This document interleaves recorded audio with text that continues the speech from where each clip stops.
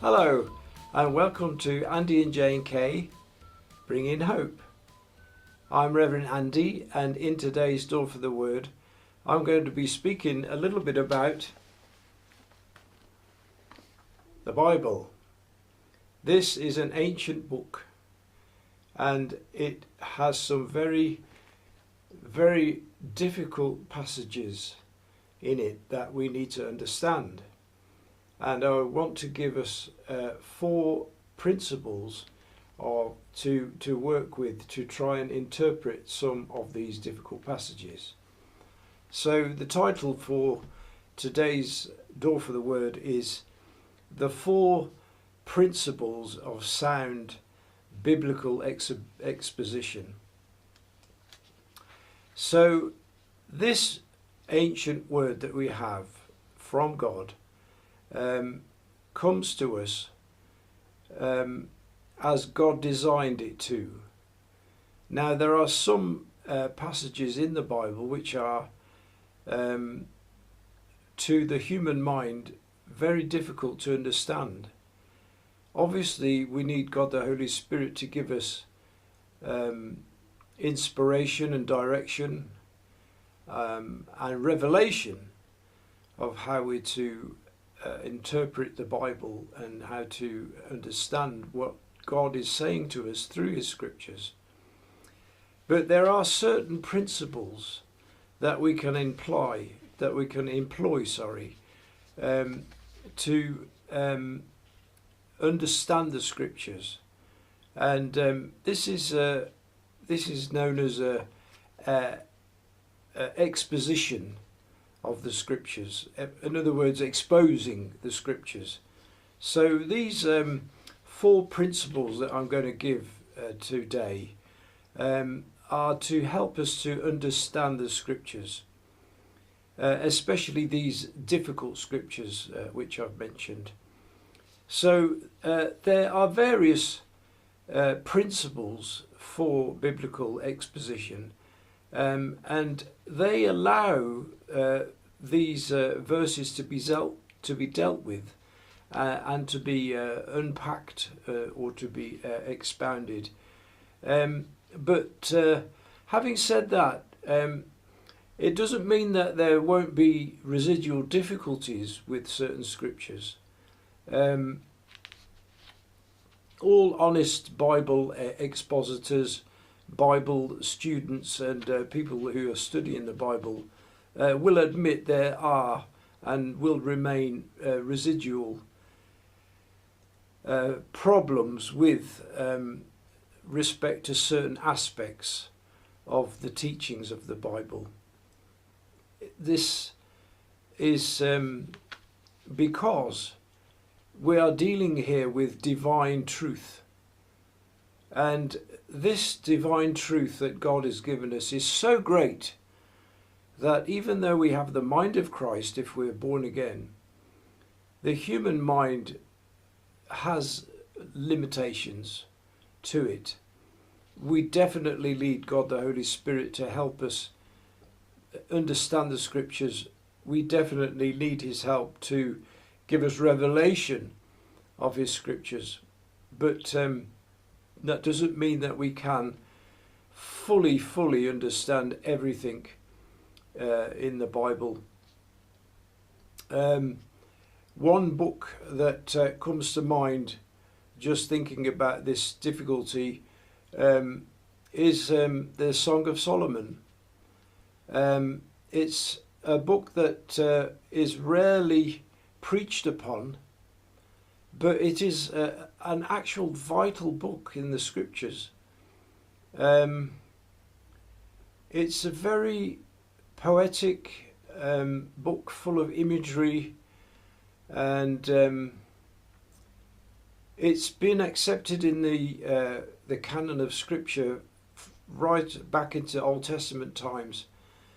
It's a book that we need to help us to try and understand how much God loves us, how much Jesus loves us, because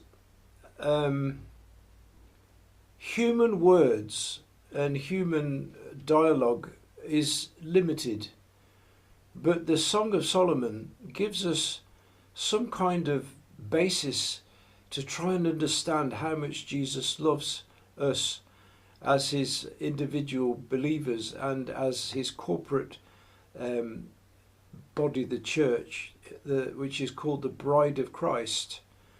He loves us, and therefore with the Song of Solomon we have some kind of dialogue that we can meditate on and try to understand how much he loves us. We have a form of words, so to speak, that we can use to try to understand how much Jesus loves us. So this divine truth that we have in the Bible is so great that no man or woman can formally get to the full depths of it. The Bible contains what Thomas Carlyle, who was a Scottish writer and philosopher, he called the Bible, he said that it had infinities and immensities. And I think that's a pretty good description of the scripture. It has infinities and immensities in it that we must try to grapple with.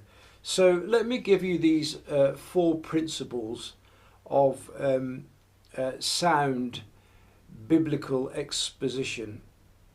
So principle 1, we must deal with scripture and scripture alone. Principle 2, we must compare scripture with scripture.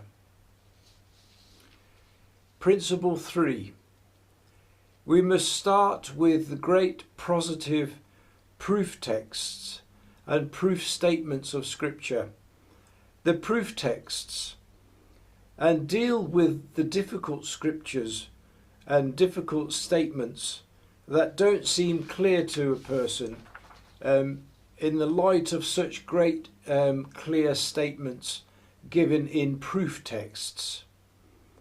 And then principle 4, we must be careful in dealing with a particular verse or paragraph, and we must always pay attention to any details.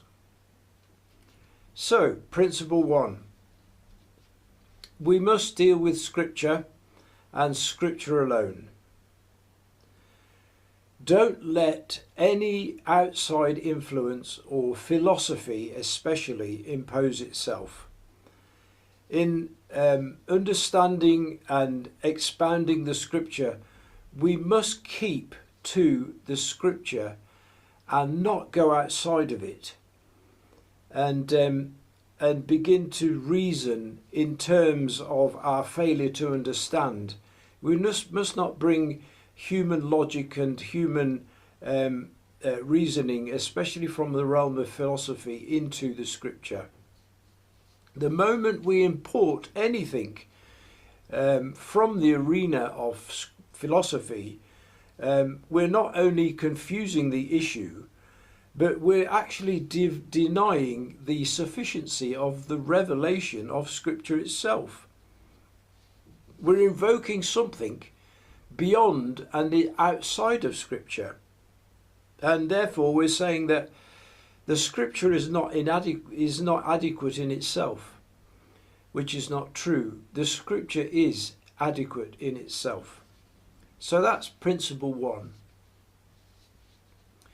Principle number 2, we must compare scripture with scripture.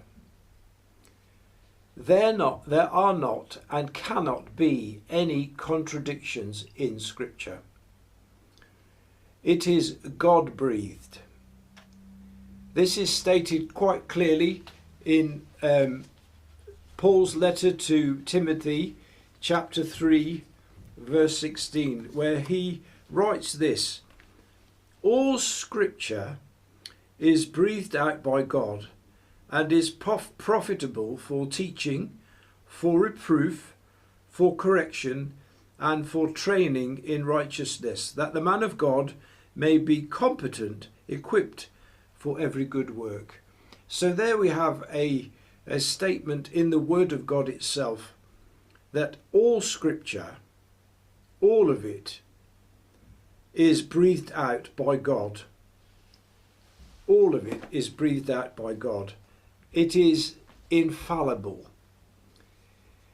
The thing about Scripture is it is integral to itself. Scripture does not and cannot ever contradict a Scripture. With interpretation, we must make certain that any conclusion at which we arrive does not contradict what is clearly taught elsewhere in the Scriptures. So that's principle number 2. Principle number 3 is this. We must start with the great positive statements of Scripture, the proof texts.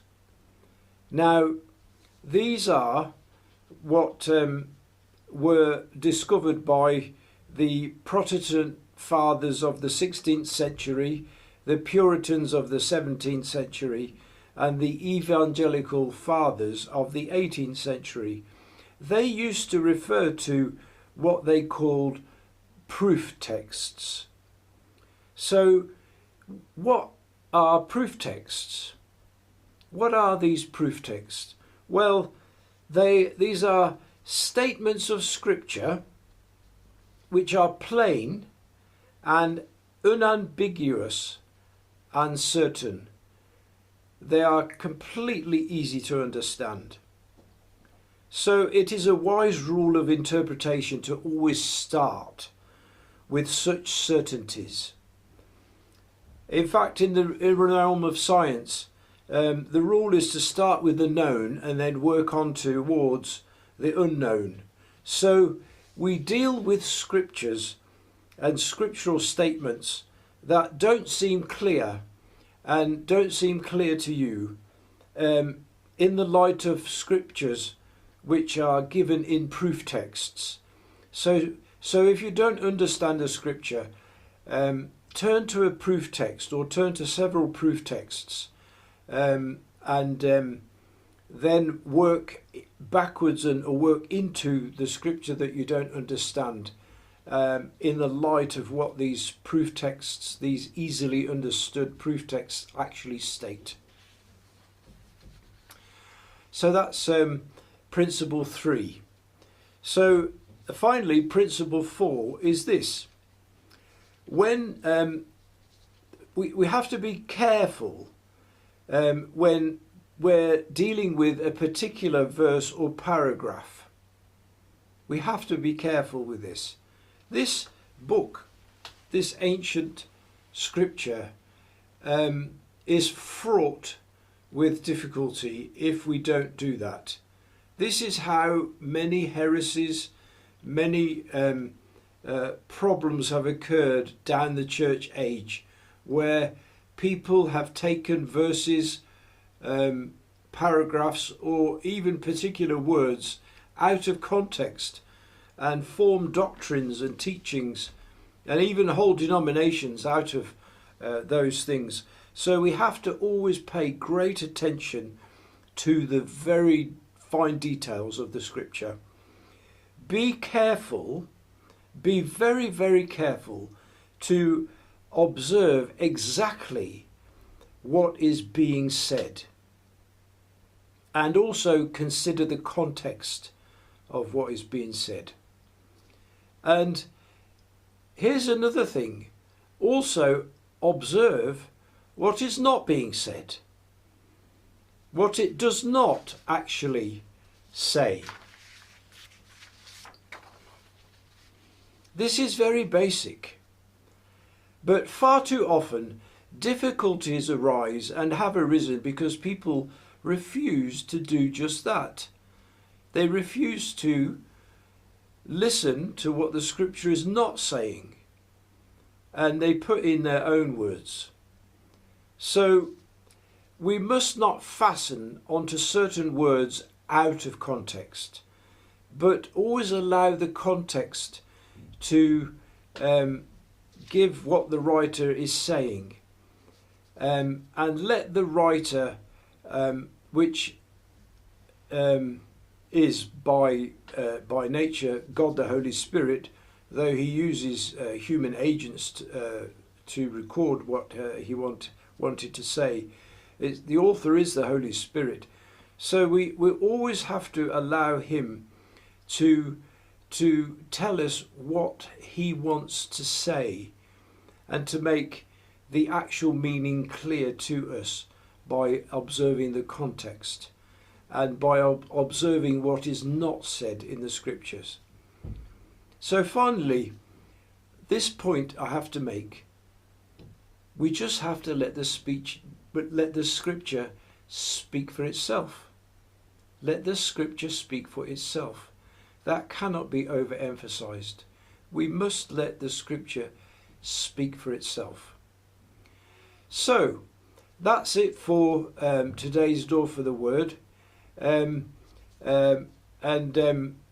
like to just hope that you've gained something from today's short Door for the Word, and that you can apply some of these 4 principles when you're studying your scriptures, especially when you come across a difficult scripture, that you can apply one of these 4 principles to the study of the word itself. So I'll say goodbye for now, and don't forget to like and subscribe, and until I'll see you next time in Door for the Word, I'll say bye for now.